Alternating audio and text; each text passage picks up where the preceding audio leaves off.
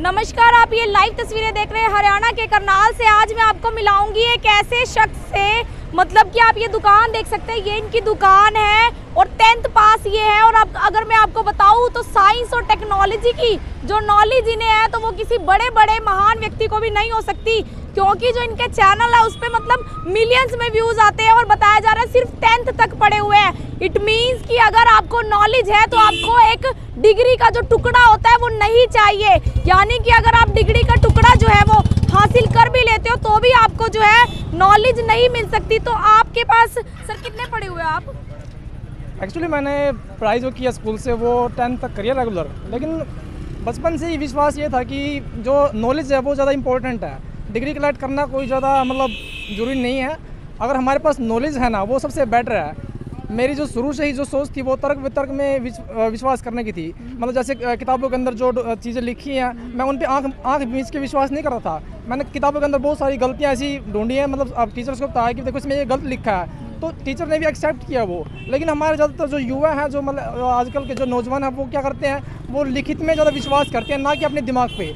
उनको मतलब वो एक लिखित चीज़ को ऐसे एक प्रमाण की तरह प्रस्तुत करते हैं कि कोई चीज़ मतलब वहाँ पे ऐसे लिखा था तो ये 100% सच है, मैं आपको प्रूफ दिखा सकता हूँ कि ये चीज़ वहाँ पे लिखी है। हम ये चीज़ मतलब मान के चलते हैं कि कोई चीज़ कहीं पे लिखी मिल गई तो वो सच है। जो हमारा दिमाग कहता है, जो फैक्ट्स कहते हैं, जो हमारी सोच कहती है, हम उस पर विश्वास नहीं करते, लेकिन हम लिखित चीज़ों पे ज़्यादा विश्वास करते हैं। इसीलिए हमारा जो इतिहास है, हमारे इतिहास को आपको पता है कि ज़्यादातर विदेशी इतिहासकारों ने लिखा है, लेकिन उन इतिहासकारों ने वही लिखा है जो वो लिखना चाहते थे। उनको सच्चाई से कोई मतलब नहीं था। उनको मतलब ये इस बात उनकी जो सोच थी उन्होंने अपने हिसाब से लिखा है वो। लेकिन हम हिंदुस्तानियों ने, हम 130 करोड़ हिंदुस्तानियों ने 2-4 गोरे अंग्रेज़ों को लिखा हुआ इतिहास को सच मान लिया। हमने अपने ही कल्चर को, अपने इतिहास को, मतलब जो चीज़ें सच्चाई थी उनको छिपा दिया और आज हम उनके अंग्रेज़ों की लिखी हुई बातों को एक सबूत के तरह प्रस्तुत करते हैं कि फलाना इतिहासकार ने ये चीज़ हमारे बारे में लिखी है तो वो सच होगी। लेकिन एक्चुअली वो सच्चाई नहीं है। हम अपने ही इतिहास को भूल गए, हम अपने ही कल्चर को भूल गए।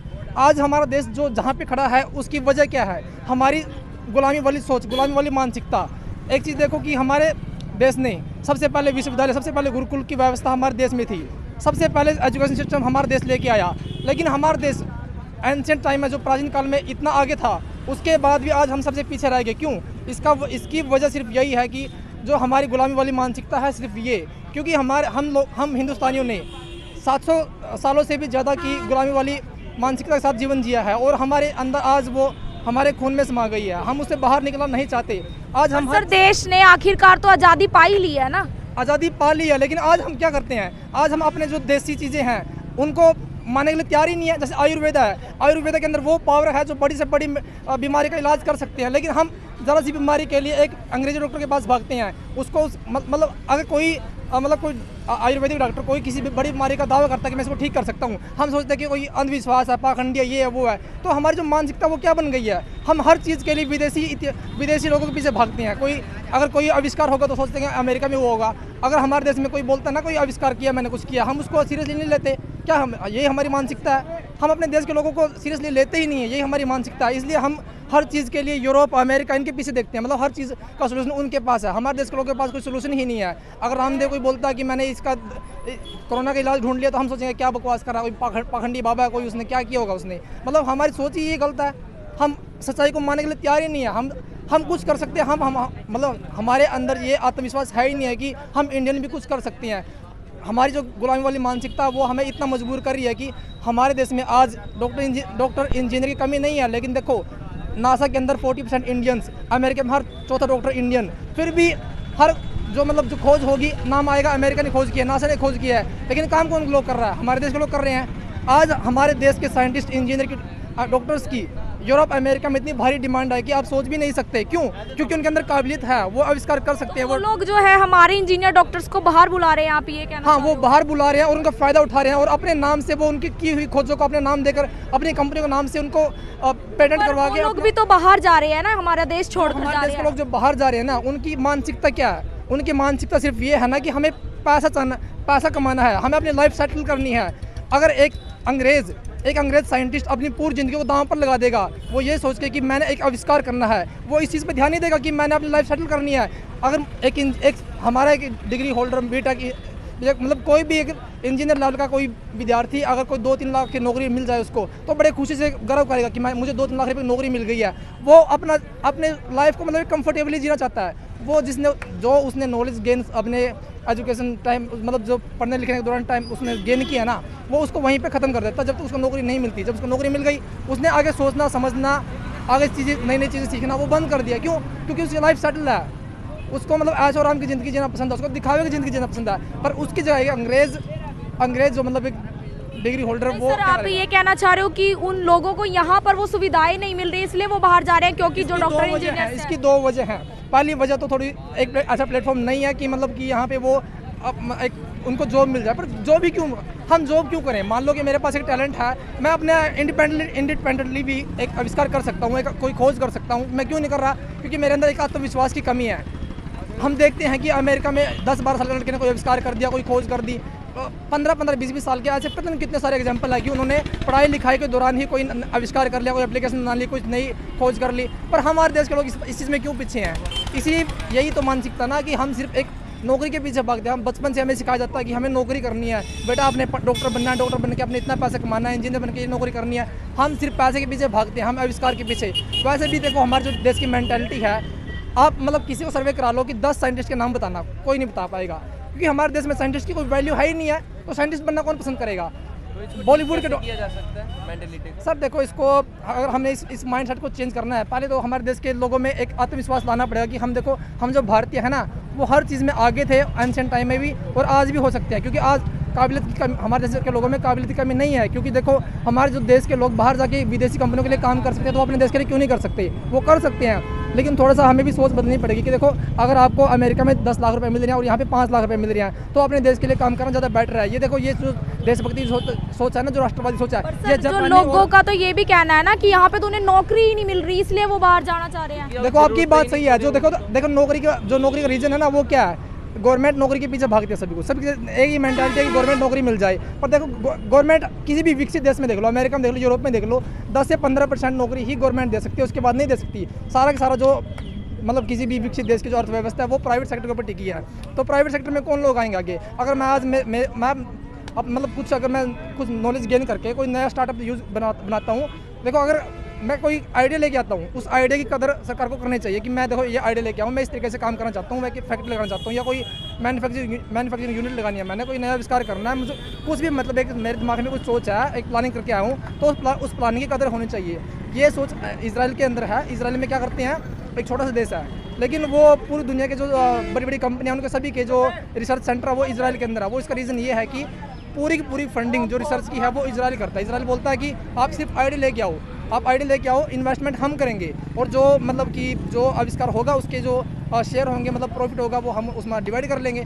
तो ये चीज़ है कि मतलब आइडिया की कदर है वहाँ पे। यहाँ पे आइडिया की कदर क्या है? यहाँ पे जो नौकरी मिलती है वो रिसीव पार से मतलब कुछ टैलेंट के आधार पर नहीं मिलती, मतलब बहुत कम मिलती है, अगर मिलती भी है तो ये रीज़न है कि टैलेंट की कदर नहीं होती, तो टैलेंट कहाँ से आएगा?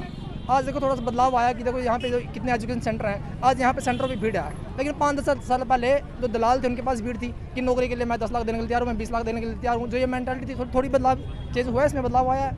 मतलब ये अच्छी बात है कि जो युवा हैं वो बाहर जाना चाह रहे हैं। देखो बाहर जाने का जो रीज़न है ना, वो सिर्फ ये सोचते हैं कि जो लोग ये सोचते हैं ना कि हम अपने देश में कुछ नहीं कर सकते, ये उनकी सोच है। अब मान लो कि मैं यहाँ पे कोई ऐसे कितना एग्जांपल दिखाऊँ आपको कि जो मतलब एक बिल्कुल नीचे लेवल से आके बहुत बड़े बिजनेसमैन बने हैं या मतलब उन्होंने बड़ी तरक्की करी है। तो हमारे देश में अगर देखा जाए तो हमारे देश में इतना कम कंपटीशन है। आप तरक्की करना चाहते हो तो आपके पास बहुत सारी अपॉर्चुनिटीज़ हैं, क्योंकि यहाँ पे हर चीज़ की शुरुआत होनी है। अमेरिका में हर तरह के बिजनेस, हर तरह के रिसोर्सेज उन्होंने यूज़ कर लिए हैं। वहाँ पे हर तरह के जॉब्स, हर तरह की कंपनियाँ पहले से सेटल हो चुकी हैं। लेकिन यहाँ पे आपके पास मौका है, आप एक नई कंपनियाँ शुरू कर सकते हो, नई आइडिया को इम्प्लीमेंट कर सकते हो। आप यहाँ पे हर तरह की मतलब नई सोच को यहाँ पे लागू कर सकते हो, पर वहाँ पे नहीं कर सकते। वहाँ पे आपको कंपटीशन नहीं मिलेगा। आप एक छोटी सी फैक्ट्री लगाओगे तो आपको 10 कंपटीटर आपके पास। यहाँ पे कंपटीशन बहुत कम है। हमारे एरिया में कितनी फैक्ट्रियाँ हैं? बिल्कुल भी नहीं है। तो आप यहाँ पे मतलब अगर कोई नई फैक्ट्री लगाते हो तो आपको सर रीज़न तो ये है ना कि जो आरोप जो लगाते हैं लोग, वो ये कहते हैं कि मतलब यहाँ पर अगर आपको कोई काम स्टार्ट करना है तो उसके लिए पैसे देने पड़ेंगे। मतलब भ्रष्टाचार इतना ज़्यादा है, कहीं कुछ काम करवाना है सिफारिश चाहिए, वरना पैसे तो देने ही पड़ेंगे। देखो पहली बात हमें आज के टाइम में पहली बात सबसे इम्पोर्टेंट बात है, हर चीज़ का दोष हम कुछ सरकार के गिने चुने नेताओं पर डाल देते हैं कि सरकार कुछ नहीं कर रही है, सिस्टम कुछ नहीं कर रहा है। मैं ये पूछना चाहता हूँ कि जब मान लो कि जब वोट डालने का टाइम, वोटिंग का टाइम आता है, तो मैं क्या सोचता हूँ कि अगर मुझे रैली में जाना है, मुझे भाई मेरे बाइक में तेल डलवाओ, मैं तब आपकी रैली में जाऊँगा, मुझे 300 रुपये की दिहाड़ी दो, मैं तब आपकी रैली में जाऊँगा, मुझे खाना पीना मिलेगा क्या वहाँ पे, मतलब हर चीज़ के लिए हम सुविधा के लिए भागते हैं कि मुझे क्या बेनिफिट है, मेरा पर्सनल बेनिफिट के लिए मैं पीछे भागता हूँ। हम उस टाइम ये नहीं देखते कि अच्छा नेता कौन है, बुरा कौन है, कौन देश के लिए तरक्की करेगा, कौन नहीं करेगा। हम अपने मुझे क्या बेनिफिट मिलेगा, मैं इस चीज़ के पीछे भागता हूँ। मान लो एक सरपंच का इलेक्शन लड़ना है, उसके लिए आपको कम से कम 10 लाख की इन्वेस्टमेंट करनी पड़ेगी, 10 से 20 लाख रुपए की। वो गांव के लोगों को आपको दारू पिलानी पड़ेगी, मुर्गा खिलाना पड़ेगा, पैसे बांटने पड़ेंगे, तब जाकर आपको वोट मिलेगी। मतलब लोगों की भी कहीं ना कहीं बहुत बड़ी गलती है, बड़ी कमी लोगों की है इसमें, क्योंकि जब लोग ही मान लो कि मैं सरपंच का इलेक्शन लड़ना है, अगर मैं 10 लाख रुपये लगा रहा हूँ तो मैं क्यों लगा रहा हूँ? मैं समाज सेवा, भले ही मेरा मकसद समाज सेवा का हो, पर मैंने जो इतनी मोटी इन्वेस्टमेंट करी है, मुझे कहीं ना कहीं से पूरी करनी पड़ेगी। वो ये तो बिजनेस बना दिया ना, ये पहले इन्वेस्टमेंट करो फिर उसको वापस प्रॉफिट कमाओ उससे। इसीलिए जो मतलब बजट आता है गांव के लिए, पंचायतों के लिए, वो सरपंच लोग खा जाते हैं। हाँ, देखो उनकी मजबूरी है। मैं ये कहना चाहता कि देखो सारी गलतियाँ सरपंच की। अगर किसी सरपंच या किसी MLA, किसी MP ने अगर करोड़ों रुपए लगा के इलेक्शन जीता है ना, तो उसका भी हक बनता है कि अपना पैसा वसूल करे।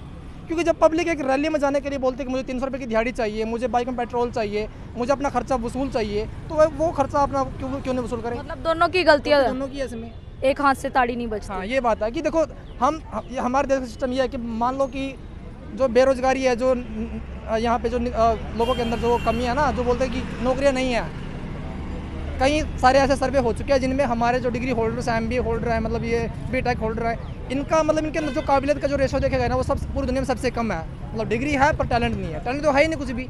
आप इंटरव्यू में जाके 10 सवाल पूछ लो, कुछ नॉलेज ही नहीं है। हाँ पर डिग्री है, बस नाम की है। तो ये चीज़ है ना, एक टैलेंट भी तो होना चाहिए ना। सिर्फ डिग्रियाँ रखने से क्या होगा?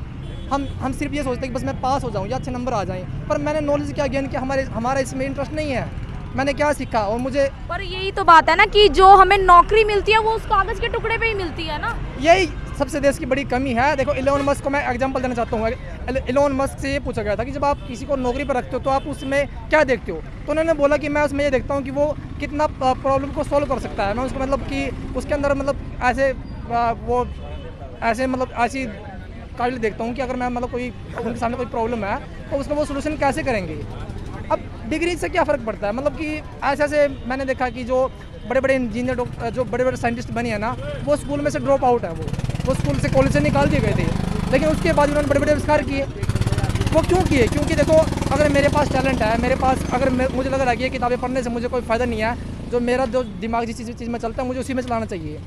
तो ये चीज़ है, मतलब कि हम सिर्फ हमारे देश के लोग हैं ना, नॉलेज के पीछे नहीं, नॉलेज के बजाय किताबों के पीछे मतलब डिग्री या डॉक्यूमेंट इकट्ठे करने का विश्वास कर रहा है। क्यों? क्योंकि उनकी मजबूरी है। उनको पता है कि अगर आपके पास ये डिग्री नहीं होगी तो आपको ये नौकरी नहीं मिलेगी। ये भी तो मेंटालिटी है ना।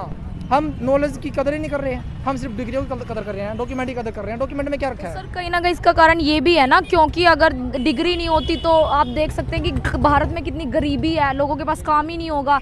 अगर डिग्री नहीं होती, डिग्री होने के बावजूद भी पैसे देने पड़ते हैं नौकरी के लिए, ये भी तो बड़ा सवाल। हाँ देखो, जो ये अगर कोई रिश्वत से कोई नौकरी मिल रही है ना, तो इसके जिम्मेदार कौन है? मान लो कि जैसे मेरी कहीं पहुँच है, मैं किसी को बोलता हूँ कि देखो मेरे फलाना MP मिनिस्टर से या किसी भी बड़े अधिकारी से कोई मेरी जानकारी है, मैं आपको नौकरी दिलवा सकता हूँ। और जो माँ बाप होते हैं बच्चे के, वो ये सोचते हैं कि चलो उसके बच्चे भविष्य बेहतर हो जाए, उसके लिए 5-10 लाख रुपये देने पड़ जाए तो दे दो, कोई दिक्कत नहीं है। नहीं, जो नहीं दे सकते उनके लिए तो नहीं, मेरे कहने का मतलब ये है ना कि इसकी शुरुआत कौन करता है? ये सिस्टम ऐसा बनाया ही क्यों है कि हम मान लो कि पुलिस वाला आपसे रिश्वत मांग रहा है, आपके पास कुछ कमी है, आप तभी रिश्वत दे रहे हो। अगर आपके पास वो कमी ना हो तो आप रिश्वत क्यों दोगे? मान लो आपके पास ड्राइविंग लाइसेंस है, उसके बाद भी ड्राइविंग लाइसेंस का आपका कोई चालान कर रहा है तो हम पुलिस वाले कमी निकाल सकते हैं। पर आपके पास जब ड्राइविंग लाइसेंस है ही नहीं है, सरकार बार बार बोलती है आप ड्राइविंग लाइसेंस बनाओ, अब उसके बाद भी ड्राइविंग लाइसेंस नहीं बनवाते, हेलमेट नहीं पहनते, जब तो पुलिस वाले जो रिश्वत। सर ये भी तो है ना, जैसे अब सड़क तो टूटी रहती है फिर भी चालान होते हैं, ये बड़ा क्वेश्चन है। सही नहीं है ना। देखो जी, हमारे देश में जो है ना, हमारे देश की सबसे बड़ी ये कमी है कि हम सिर्फ सुविधा मांगते हैं लेकिन टैक्स देने में सबसे पीछे हैं। हमारे देश में मुश्किल से 1% लोग टैक्स देते हैं, तो ये कमी नहीं है। अगर हम अमेरिका की, चीन की, किसी बड़े देश की बात कर रहे हैं ना, तो उनके हिसाब से हमें टैक्स भी देना चाहिए ना। वो लोग 20 कितना % टैक्स देते हैं? वो लोग हर कोई टैक्स दे रहा है वहाँ पे 80 साल का बुजुर्ग भी अपनी मेहनत से कमा के खाने में विश्वास करता है। और यहाँ पे देखो, यहाँ पे 20 साल का 25 साल का युवा भी बेरोजगारी भत्ते भी सरकार पे डिपेंड होकर गुजारा करना चाहता है। यहाँ पे ये मेंटालिटी हमारी। 80 साल का अमेरिका में पैसा कमा के अपने दम पे कमा खा रहा है, और यहाँ पे 20-25 साल का युवा सरकार से भीख मांग रहा है कि मुझे बेरोजगारी भत्ता दो, मुझे फलाने ये दो, वो दो। हम सिर्फ मांग क्यों रहे हैं? हम दे क्यों नहीं रहे हैं? जब हम सरकार को कुछ देंगे ना तभी तो हमारे पास वापस आएगा ना। तो आपके हिसाब से सरकार अच्छी है हमारी? देखो मैं यही कहता हूँ कि सरकार तो देखो हम देख रहे हैं कि 15-20 साल से ही सुनता रहा हूँ कि फलानी सरकार आएगी, ये हो जाएगा, वो हो जाएगा, सरकार बदलेंगी तो किस्मत बदल जाएगी, वो ऐसा कुछ नहीं होगा। सरकारें ऐसे बदलती रहेंगी पर देश की किस्मत नहीं बदलेगी जब तक हम मैं ये कहता हूँ कि देश के 500 नेता के बदलने से क्या पूरा देश बदल जाएगा? 130 करोड़ लोगों का देश है ये, 500 सिर्फ 500 लोग। 130 करोड़ लोग भी गलत है कहीं ना कहीं। गलती उन्हीं की है ना ये। अगर वो गलत नेता को चुने तो तब भी गलती उन्हीं की है। अगर सिस्टम भ्रष्टाचार है तो भ्रष्टाचार की जिम्मेदारी भी वही है, क्योंकि देखो भ्रष्टाचार तो वैसे हर देश में है, ये कोई बड़ी समस्या नहीं है। बड़ी समस्या ये है कि हमारे देश टेक्नोलॉजी में बहुत पीछे है। आज हम इजराइल से एक 1500 करोड़ रुपये का जहाज़ खरीदते हैं, लेकिन हमारे अब 1500 करोड़ रुपये कितनी बड़ी वैल्यू है सिर्फ एक जहाज़ खरीदने के लिए। यहाँ पे कितने किसान, कितने युवा मतलब जो मजदूर हैं वो 1500 करोड़ रुपये के लाखों लोगों को मतलब मेहनत करनी पड़ेगी तब जाके 1500 करोड़ रुपये आएगा। लेकिन हम वहाँ से खरीद रहे हैं, क्यों खरीद रहे हैं? हम अगर हम अपने देश के युवा लोगों को मतलब उनको ये प्रमोट करेगी, आप हमारे देश में ये चीज़ें यहीं पे बनाओ, यहीं पे मतलब ऐसा एक सुविधा एक फैसिलिटी दें कि भाई ये चीज़ें हमारे ही देश में बने, तो उससे लाखों लोगों को रोज़गार मिलेगा। आज तो हम अपने देश की जरूरतें पूरी करेंगे, उसके बाद में हम उनको फ्रांस या इजराइल की तरह बेचेंगे दूसरे देशों को, तो इससे हमारे देश में जो तरक्की तभी स्टार्ट होगी हमारे देश की तरक्की। तो क्या लगता है कि भारत में पैसा है पर वो काला धन है, ये लगता है? देखो ये चीज़ें तो मैं ये मानता हूँ कि देखो जो मतलब टैक्स पे नहीं करते लोग। हाँ, टैक्स पे नहीं करते यहाँ पे। मतलब जो लोगों की सोच सिर्फ लेने में है, देने में नहीं है। हम ये तो चाहते हैं कि हमें फैसिलिटी मिले, पर उसके बदले में जो प्राइस देना पड़ेगा वो देना पड़ेगा। आप चमचमाती सड़कें चाहते हो, हर तरह की सुविधा चाहते हो, लेकिन उसके लिए पैसा कहाँ से आएगा? अब सरकार क्या होती है? सरकार एक परिवार के मुखिया की तरह होता है कि एक परिवार में 5-6 लड़के हैं, एक परिवार में 5-6 लड़के हैं, उनका एक मुखिया है। वो 5-6 लड़के अगर उसके अपने पिता को जब वो कुछ कमा के ला के देंगे तभी तो उनका पिता उनके लिए कुछ ना कुछ कर पाएगा। जब उसके पास पैसा ही नहीं जाएगा तो वो किस को पास क्या बांटेगा? हम सब ये चाहते हैं कि हमें सब कुछ सुविधाएं मिले, पैसा मिले, ये चीज़ मिले, वो मिले। हम सुविधाएं चाहते हैं, लेकिन वो उसके लिए पैसा जो सरकार के पास जाना चाहिए क्या वो जा रहा है? नहीं जा रहा है ना उस हिसाब से जितनी सुविधा होनी चाहिए। तो आपको लगता है सरकारें सही हैं? मैं दोनों को ही दोष देता हूँ ना इस चीज़ के लिए। सरकार जनता और सरकार दोनों कुछ कमियाँ सरकार की हैं। अगर मैं मान लो ईमानदारी से टैक्स भर रहा हूँ, ईमानदारी से बिजली का बिल दे रहा हूँ, सब कुछ दे रहा हूँ, और एक डिफॉल्टर है हमारे गांव में कि मतलब मैं ईमानदारी से सब कुछ दे रहा हूँ, और एक डिफॉल्टर बार बार उसका बिजली का बिल माफ़ हो रहा है, उसको तरह तरह के लोन माफ़ हो रहे हैं। पर मेरी क्या गलती है कि मैं ईमानदारी से बिजली का बिल भी भर रहा हूँ, सारे तरह की टैक्स भी दे रहा हूँ। एक ईमानदार का ही लूटा जा रहा है आज के टाइम में। मैं ये बात करना चाहता हूँ। मतलब जो आदमी शरीफ है उसके लिए ये दुनिया नहीं है? नहीं, उसके लिए तो कहीं भी नहीं है। सिर्फ के लिए तो दुनिया में कहीं भी चले जाओ वहाँ पर आपको समस्याओं का सामना करना पड़ेगा। पर देखो ये चीज़ है कि जो ये फ्री वाली सुविधा ना, हमारे देश के लोग जो मेंटालिटी ना कि हमें फ्री में मिले, यही हमारे देश का सबसे बड़ा विनाश का कारण है। जब तक लोगों को फ्री में मिलेगा ना चीज़ें, वो काम ही नहीं करेंगे। पर सर जब अगर सरकार फ्री में ना दे तो फिर ये भी कहा जाता है कि लोग भूखे मर रहे हैं, उनके पास खाने के लिए अनाज ही नहीं है। देखो हमारे देश में मेरे हिसाब से दुनिया का सबसे बड़ा जो मतलब जो ये स्कीम है ना, जो ये फूड स्कीम है, जो मतलब फूड सप्लाई की, जो मतलब गवर्नमेंट की सेंटर की तरफ से है, स्टेट गवर्नमेंट की तरफ से है। यहाँ पे मतलब 5 किलो मतलब पर मेंबर मिलता है, पता नहीं कितना मिलता है, मतलब मुझे एग्जैक्ट नहीं पता है, पर यहाँ पे मतलब मिलता है यहाँ पे राशन। और देखो पहले नहीं मिलता था तब भी गुजारा करे थे लोग, आज फ्री में मिलता है तो तब भी वही हालात है सबके। नहीं, पहले भुखमरी ज़्यादा थी, अब भुखमरी कम है रेशियो के अनुसार। अगर देखो ये सुधार आया ना तो देखो उसमें मैं मानता हूँ कि देखो आराम से सुधार हो रहा है। लोग थोड़ा पढ़ लिख के खुद भी अपना जागरूक हो रहे हैं, थोड़ा सा उनको भी पता चल रहा है कि अब उनको क्या करना चाहिए, क्या नहीं करना चाहिए। आराम से देखो थोड़ा बहुत सुधार हुआ है, लेकिन फिर भी अगर कुछ स्टेट में देखें, जैसे बिहार है, बहुत सारे पूर्वोत्तर के राज्य हैं जहाँ पर आज भी भुखमरी बहुत ज़्यादा है। मतलब हम तो मतलब ये भी मान के चले कि उनको 2 टाइम की रोटी भी नहीं मिलती है, तो इतना ज़्यादा भुखमरी है हमारे देश में आज भी। सबसे ज़्यादा है चीज़ें, मतलब हम हरियाणा पंजाब की तस्वीर देखें तो बिल्कुल अलग है यहाँ पे, लेकिन कुछ स्टेट आज भी ऐसे हैं जहाँ पे पिछड़ापन, भुखमरी, बहुत ज़्यादा गरीबी है। तो मतलब ये चक्कर जो है वो गोल गोल घूम रहा है। जनता सरकार है ना, दोनों की गलती है। सबसे बड़ी कमी तो साइंस और टेक्नोलॉजी की। हमारे देश में जीडीपी का जो रिसर्च और डेवलपमेंट में पैसा खर्च होता है ना R&D पे, वो सिर्फ 0.70% है। इजराइल में और जापान में लगभग 4% है। मतलब टेक्नोलॉजी पे पैसा खर्च करना चाहिए। ये सबसे जरूरी है कि हम पहले टेक्नोलॉजी पे पर अगर टेक्नोलॉजी लेके आते हैं तो जनता भी तो विरोध करती है। जब 5G टेक्नोलॉजी लेके आ रहे हैं तो उसका विरोध किया जा रहा है, अभी 5G से ये हो रहा है, 5G से पहले अफवाह उड़ी की बीमारी फैल रही है। देखो अभी तक जो हमारे देश में 5G अभी तक आई नहीं है। पहली बात तो यार कुछ शहरों में ट्रायल चले हैं, लेकिन खबरें ऐसे गाँव से भी आई हैं कि यहाँ पे 5G की वजह से लोग मर गए। अब ये लोगों की मूर्खता है। अब इसमें क्या कह सकता हूँ मैं, मतलब लोगों को नॉलेज नहीं है। लोग अब कोई भी मतलब एक फेक वीडियो बना कर डाल देता है, उसको हम बिना सोच समझे आगे से आगे फॉरवर्ड किए जा रहे हैं। हम क्यों नहीं सोचते कि इसमें क्या सच्चाई क्या नहीं, हम फैक्ट के आधार पे क्यों नहीं सोचते। हमारी जो खुद की जो सोच समझ है वो खत्म हो चुकी है, तो इसकी वजह से हम आज ये अज्ञानता को फैला रहे हैं, बढ़ाए जा रहे हैं उस चीज़ को। तो आप देख सकते हैं मतलब सर, फिर आप इस हिसाब से भारत देश के देशभक्त हो या नहीं? देखो मैं आपकी बातें उससे तो लग रहा है कि देखो जी, बाहर आज तक मैंने कोई भी गवर्नमेंट स्कीम का फायदा नहीं उठाया, ना कि कोई किसी गवर्नमेंट जॉब के लिए अप्लाई किया। और मैं आज मतलब बहुत संतुष्ट हूँ अपनी ज़िंदगी से। मतलब मैं कम से कम 50-60 हज़ार रुपये महीना आराम से कमा लेता हूँ। अगर मैं यूट्यूब की बात करूँ तो मैंने 4.5 लाख रुपये महीना भी कमाया है। मैं ये कहता हूँ कि अगर हमारे पास देखो काबिलियत है ना, हम ज़िंदगी में सफल हो सकते हैं, कहीं भी हो सकते हैं। और जो जिसको कुछ नहीं करना है ना, उसको सिर्फ कमियाँ निकालनी है। सरकार ने ये नहीं किया, मेरे माँ बाप ने ये नहीं किया, उसने ये नहीं किया, भाई खुद हमने क्या किया वो क्यों नहीं देखते हम हमेशा सरकार की, माफ़ की या समाज की या देश की कमी क्यों निकालते हैं। ये देश में ये नहीं हो सकता, वो नहीं हो सकता। जब हम बदलेंगे तो पूरा देश ही बदलेगा। ये सिर्फ 400-500 नेताओं की बात नहीं, 130 करोड़ लोगों की बात है। हर नागरिक की जिम्मेदारी ये बनती है कि वो ईमानदारी से काम करे, ईमानदारी से टैक्स भरे और एक मेहनत से, मतलब एक जुनून से के साथ काम करे कि उसने कुछ करके दिखाना है। मतलब ये हर देश के युवक की ये सोच बनेगी तो देश क्यों नहीं आगे बढ़ेगा, बढ़ सकता है आगे। पर हमारे देश के लोगों को सोचिए ना, हम ये नेगेटिविटी क्यों फैला रहे हैं कि हमारा देश आगे नहीं बढ़ सकता, हमारे देश में ये नहीं हो सकता, वो नहीं हो सकता। सब कुछ हो सकता है यहाँ पे। अरे हमारे देश के लोग जब बाहर जाके काम कर सकते हैं, बड़े बड़े मतलब नासा में, डॉक्टर, अमेरिका में, हर जगह हम अपने देश का परचम लड़ाया हमने, तो क्यों नहीं हो सकता यहाँ पे? जब बाहर जाके काम कर सकते हैं अपने देश के लिए क्यों नहीं कर सकते? मैं तो चलो ये मानता हूँ कि चलो कुछ लोगों के पास अगर स्टार्टिंग अच्छी नहीं देश में हो पाती है, वो बाहर जाके जो लोग काम कर रहे हैं, लाखों करोड़ रुपए कमा रहे हैं, शटल हैं, वो हमारे देश में क्यों नहीं वापस आते? वहाँ क्यों नहीं इंडस्ट्री लगाते हैं, क्यों नहीं टेक्नोलॉजी में इन्वेस्ट करते हैं यहाँ पे? तो वो कर सकते हैं, पर वो भी नहीं करना चाहते। तो कमियाँ तो कुछ ना कुछ हमारे समाज के लोगों की भी है ना। तो सर आपका नाम? राजेश।